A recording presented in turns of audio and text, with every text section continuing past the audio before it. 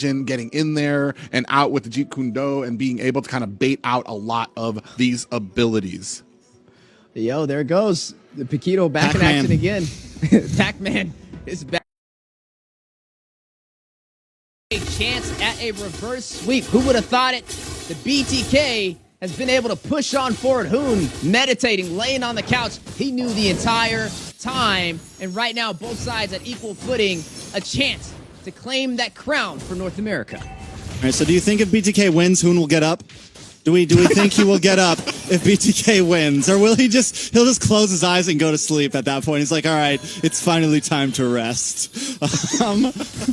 Coming into this game, though, looking at the drafts, I mean, I'm wondering, it already looks like it's getting pretty aggressive early on, and it does look like Shark is going to take the Gatot and Fried Chicken with that Cho and the XP. Yeah, and Shark, we do have a little bit of a CC going on to Mark Cutie. He's going to dash himself to safety. Yeah, going to go back to safety. I mean, there's a lot of sustainability for the Bloodthirsty Kings. And yeah, you are right on the money with Shark, right? He ran this Gatot in the roam position. And again, we're going to see Chicken on this Cho. He's going to be paired up against Nass on the Ruby. Yeah, Basic doing a good job at freezing lane up there, trying to keep it on his side. Bazia not falling for the tricks. I'm wondering, I feel like mid is going to be so crucial in this game. Shark and Hoon, Mark Cutie, Cole World. It's been the matchup of the season. And honestly, both of them, it finally feels like BTK, their mid is rotating very well. Cloud9 as well. Cole World on this raft. We know how fast he moves around. We know his plan with this hero. Man, and doing such a good job of kind of reading some of these. I know in the last game that Mobazane played Paquito, I was kind of wondering about some of these kills that Mobazane was kind of trying to initiate. He didn't get the kill. They were mostly assists. Ooh, we're going to go ahead and start a fight here. Yeah, Jeet Kune Do from Chicken may be the opportunity, but both sides fighting it out. The Lantern dropping down, and Zane able to get the retribution for the Bloodthirsty Kings. Hoon will punish best player. Mark Cutie responds back, finding Hoon. That'll be a 1-for-1 trade and a turtle over to the Bloodthirsty Kings. That is a good trade for BTK right there. You get a little bit of gold, and the most important thing is you get the kill on the best player. Yeah, and that's already going to go. You know that's the frustration's going to start setting in. They have really kind of honed in onto best player, and this is what I was kind of waiting to see from them too, especially with the focus that Cloud9 put in on the early stages of this series against Mobazane, being able to find him, being able to isolate him. Here, they're really kind of honing in down onto best player, especially because he has such a good early game spike when it comes to that Julian. You shut him down in the early game, there's not going to be much that hopefully he can do toward the mid and late game. Yeah, and right now, I mean, speaking of these pickups, right, we know the Lantern can be very aggressive in the early phase. It can pretty much zone out an entire team. But Mark Cutie, he has this Valentino. We got to look at what ultimate he's going to use. Does he go in for the Way of the Dragon? Does he go for the AOG? Or does he go in for that Crimson Beacon, right, to be able to have that AoE damage to pretty much zone out the side of BTK? Yeah, I think Cloud9 here, I think they just need to take this, not be scared to take this game slow, not be scared to let this play into the, maybe even the 15-minute mark. I feel like we've seen it time and time again that Cloud9 plays very comfortably when there's a bunch of towers down on the map, plays very comfortably when, there's plenty of space to move around and everyone's got a lot of items. I really feel like Cloud9 needs to look for that type of position in this final game. Yeah, I mean, we've talked about where they shine, especially when it comes to macro, when it comes to the synergy. They've been able to really kind of slam down onto BTK. These last few matches, I've seen that same macro, that same synergy start to show its cracks, to the little bit of the frustration starting to show through here. Ooh, we have Mark Cutie with a possible flank. Yeah, they're going to look for the trade. They're going to go in for the side lane instead of the turtle play. A smart decision. Zia will be punished right there. Shark with the AOG a little late to the party, and you will see Zia pay the ultimate price. But on the turtle, BTK looking to possibly get this trade, and it looks like they may be able to get it zoning out Nats on top of that. I mean, BTK gets turtle, but honestly, I like gold. I like getting the gold laner. I like getting the gold plating. I feel like Cloud9, that's a big win for them. Well, yeah, and then they're doing exactly what they should have been, what we were kind of critiquing from BTK, where they just let turtles go for no reason. There was no answer. There was no reply. Here, Cloud9, they know that they don't have the advantage at the turtle fight, so they're going to go ahead, put that pressure onto the gold lane, get that gold plating, start to get Basic fed so that he can start being the nuisance he needs to be by mid-game. Yeah, right now, I mean, BTK, 2 turtles on their side, and when it comes to those win conditions, I mean, they thrive. Their chance of winning goes way higher, especially when they're able to take these turtles and to have the slightest advantage. But I'm right there with you. With Zia falling on the top side, it could be a little questionable for the damage she's going to be able to dish out in these engagements. And you can already tell Cloud9, they're willing to give up these turtles because they go for the pickoffs. Yeah, I mean, it's almost more than questionable, right? Because we saw last time Zia was on the 1-1, even after getting 3 items in, the damage wasn't quite there. I mean, yes, there was some threat, but it was tough. But this early on, taking a death, falling 500 gold behind Basic, could spell trouble. So I think at this point, BTK, maybe look for a gank of your own up in that top side. Look for some pressure to slow Basic down. And here, a little bit of CC on the mark. Cutie just narrowly avoids the pull coming in from Hoon. Now starting to kind of readjust around the map. A lot of pressure here. Like I said, they've really kind of honed in on Zia now because of that last game. He was able to, even at the 16-minute, you waited for Zia to come online, still became an issue for the side of Cloud9. Here, they're not going to be taking those and making those same mistakes. Ooh, there goes the BMI and the Blazing Duet back to safety. Crossbow Tang, he found the weakness points in a matter of seconds, so both sides will trade equal damage. More of a defensive Crossbow Tang at that point. The damage still not quite there, but he does survive the gank. On the mid side, watch Hoon and Shark, man, they are moving. They're stinging all over the place, and that's a lot of times is one of the problems that I see with BTK currently. Hoon kind of hangs out a bit too much in the mid, but lately, these past couple games that they've been winning, he's been getting very involved. Yeah, and they're going to go ahead, start things up. Another turtle that just is unable to be contested by Cloud9. This time, not much of a response coming from them.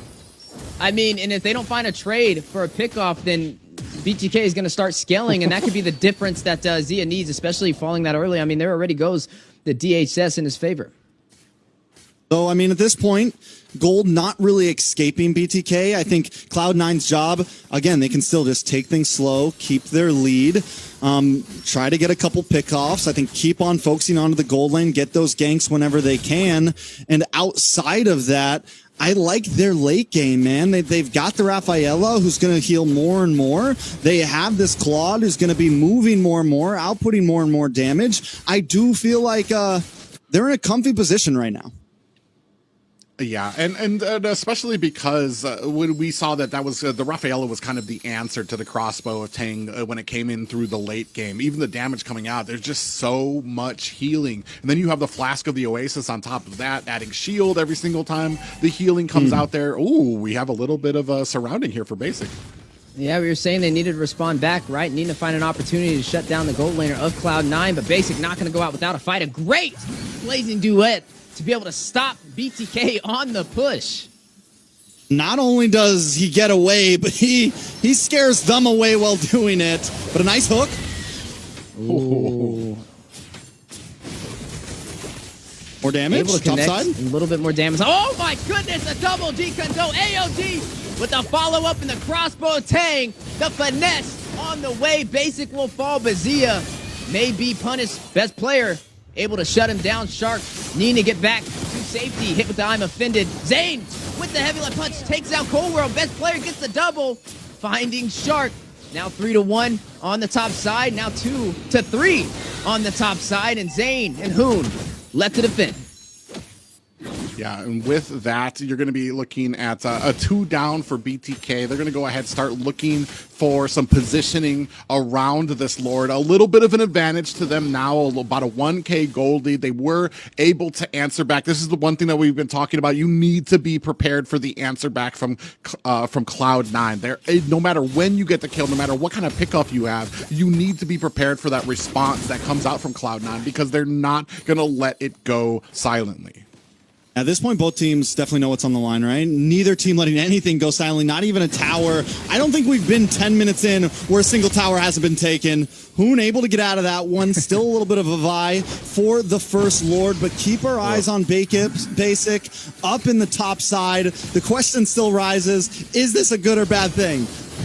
Yeah, you can definitely tell a lot of nerves for both sides, not wanting to be too aggressive, not wanting to be the one to create the mistake that can ultimately cost them this series. You are seeing the Lord at about 45% HP. Chicken, a great engagement on the NAS with the way the Dragon set up. AOG from Marcuti, dropping down. We'll connect on the Shark. Chicken will fall. Marcuti will be the one to find him. One member down for the Bloodthirsty Kings, but they're still going to push in for this objective. Best player a little bit quicker at the Retribution, able to get it. 4C9 finds a kill on Zane and Zia. 3 members down for BTK. Make that 4 as Cold World will find Shark. Man, we were talking about the pressure, and it's starting to pay dividends now. Basic able to come in with the Blazing Duet. The amount of damage he's able to release onto BTK, allowing Best Player to come in to do the cleanup job. And just like that, 4 members of BTK fall. Yeah, that is going to be devastating at this point. I mean, it is Moba Zane goes down. Everyone takes a shot to the face there. And C9, they feel it. They have the momentum. They're going to start trying to make moves around the map. Look at everyone in a different lane. Yeah, you do see the way the Dragon set up too from Chicken. Now forced to go back to safety as the Lord marching in on the top side. The knockup from the enhanced chains. A great setup. But can they follow through? Zia able to find Nats. A quick punish. Nats very low. Shark will fall. Cold World able to take him down. That is going to be a 1-for-1 trade for both sides.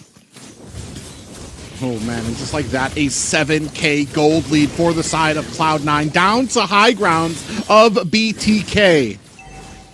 At this point, can they defend? Zia still dancing, still trying to make something work. Cloud9, I mean, I think as long as they play this safe, they're in complete control, and I think it's been the game plan from the beginning, right? Just play smooth, don't overextend, get our gold leads where we can, control the map. Just look at the difference of what 1 minute can make as well, right? 1 minute ago, BTK had all their turrets. Now they're down to an inhibitor on the bot side, and Cloud9 having a lot of insurance to work in their favor. That just shows you how one little mistake can be the difference. Well, and especially for teams like this who are just so well synergized, who have such a grasp on the macro and what they need to do and where they need to push, especially with the benefit of a Lord coming out. It's just, you cannot give up. You've talked about it before. You can't give up an inch because these guys are going to take a mile for it. Here, right now, 12-minute mark, a BTK on the back foot with a 7K gold deficit. And look at this defense that Cloud9 has over the river. Look at the defense that they have. I mean, just this line of members, and they're getting back to that angled style play that Cloud9 does so well, especially in a game when your enemy has no towers. Best player going up to the top side. And at this point, they just wait. So the question is, like, how does BTK break through this, right? Either Fly Chicken gets the big kick, gets the pick off, or Shark gets the big AOG. But I think it's definitely, they have to find at least one member to kind of crack through the armor.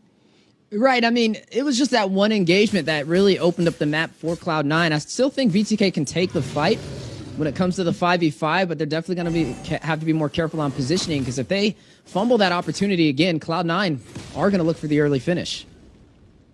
And you see right here, Fly Chicken dancing around Cold World here. I'm not even sure if he knows if he's in that bush, if he's cleared it just yet. Cold World very patient right now. I don't think I don't think Fly Chicken knows he's there at all. And Cold World, just like the patience is a virtue at this point. Hanging out, no vision, and there's the Cold World basic combo at the bottom lane once again. Yeah, the split push in effect to be able to have the wave management. And now both sides find it out. Airborne knockup. Zane able to find Nats. That's huge for the Bloodthirsty Kings, but they need to get back to safety. Look at the lantern placement. Basic with the side play of the Blazing Duet to the full team. Best player finding Shark. That is going to be a 1-for-1 trade in the mid lane. Crossbow tank activated with the Winter Crown. Provide some time. Boone will find Cold World. Basic goes back to safety to BMI. Marcuti finding Zia. They don't have the ADC. Zane takes down Best Player. No retribution for Cloud9.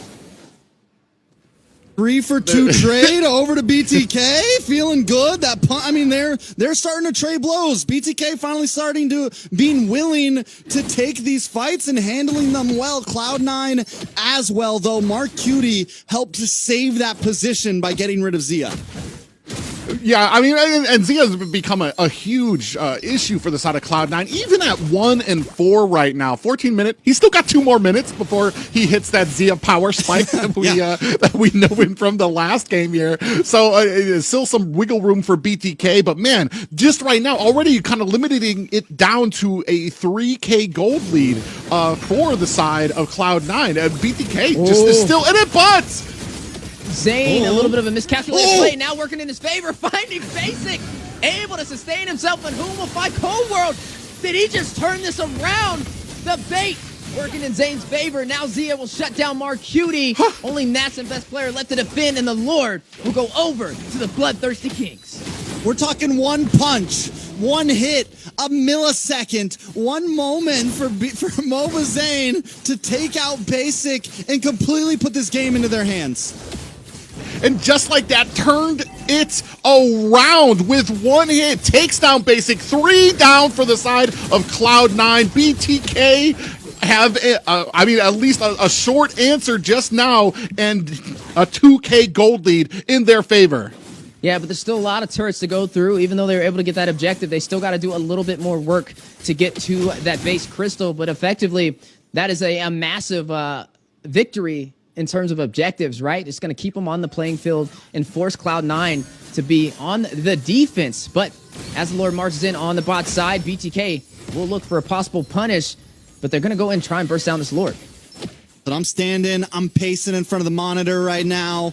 Anything could happen. I think Cloud9 needs to do what they've been doing. Take it slow, right? They can't rush this. I think when they overextend themselves, when they go for these big plays, that's when the mistakes start to come in. They cannot underestimate BTK at this point. I think they really just need to let BTK come to them, and there it is.